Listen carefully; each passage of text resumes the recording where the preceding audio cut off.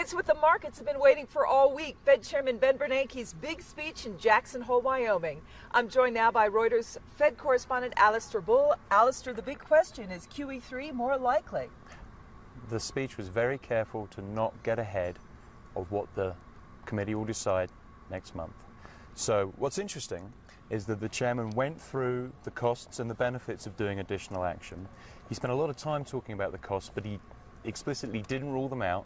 He said if more action was warranted, they'd do it. That meets the threshold the markets have been waiting for, which was sort of matching the rhetoric in the minutes of the last meeting.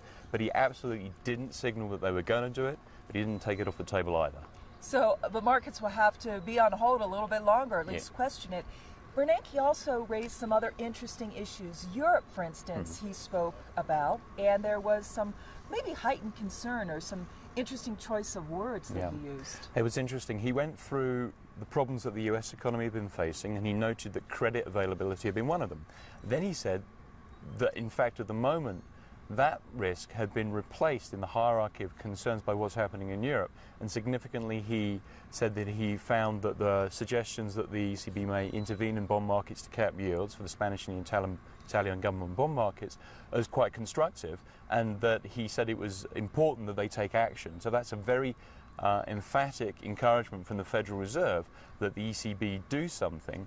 Now, we're out here in Jackson Hole. We had expected the president of the ECB, Mario Draghi, to come to this conference as well. He hasn't come, to stay home and work on the plan that the markets are waiting to hear from the ECB next week at their meeting on Thursday.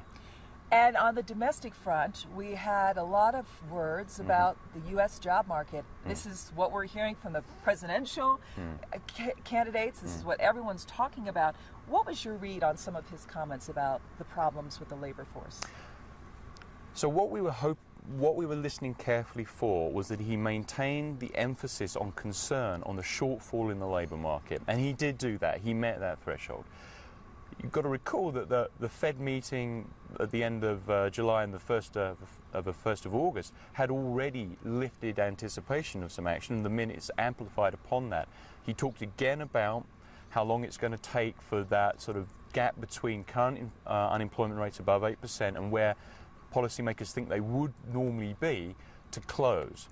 He emphasized that, and he voiced disappointment with the speed with which the economy has been responding to what they've done, which has been, a lot. So he kept it on the table. He did not signal. Alistair Bull, good to talk to you. We'll see you later. Thanks so much. I'm Rhonda Schaffler. This is Reuters.